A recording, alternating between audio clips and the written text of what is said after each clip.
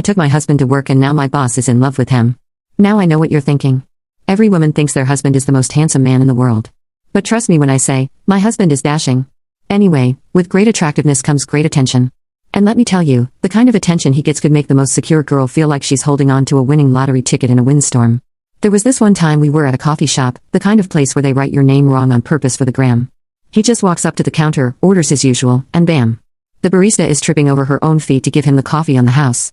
"It's on me today," she said, winking like she's the first girl ever to come up with this move. I rolled my eyes so hard I saw my brain. And don't get me started on the grocery store. He's picking out avocados? Right? And this girl comes up pretending to be confused about which ones are ripe. "Could you help me?"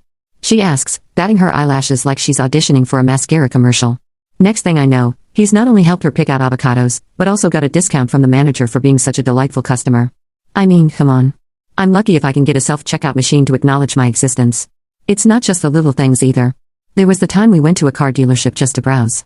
He was casually admiring a sleek sports car, the kind that's more expensive than our house, and the saleswoman practically tripped over her own feet to offer him a test drive. She glanced at me like I was the chauffeur who had mistakenly been allowed to sit in the front seat. By the end of the day, we walked out with a year's worth of free car washes. We didn't even buy anything. So when the annual office Christmas party rolled around, I had my reservations about bringing my personal Adonis into an environment fueled by cheap wine and corporate ambitions. I mean, these events are notorious for awkward conversations and even more awkward dancing. Bringing him felt like walking into a lion's den with a stake strapped to my chest. But he wanted to go, excited to see where I worked, meet my colleagues, and frankly, show off a handsome suit he found for the occasion. How could I say no? Spoiler alert, I couldn't. I had this nagging feeling, though, like I was about to make a monumental mistake. Not because I didn't trust him or my coworkers, okay, maybe I didn't trust Phil from accounting, but because I knew the kind of attention he would attract. It was like willingly jumping into a shark tank covered in chum. I tried to brush off these feelings as we got ready, him looking like a god among mortals. Me, well, trying not to look like I just crawled out of a laundry hamper. But as we left for the party, I couldn't shake the feeling that I was about to learn a lesson the hard way. "Are you ready for this?"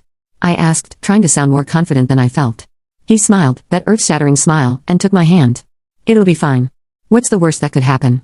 Famous last words, right? Little did I know, the night would unfold in ways I couldn't have imagined, marking the beginning of an evening that would be talked about in office lore for years to come, and not necessarily for the reasons one might hope. We arrived fashionably late, or so I thought. The moment we stepped in, check part 2 by pressing share then more.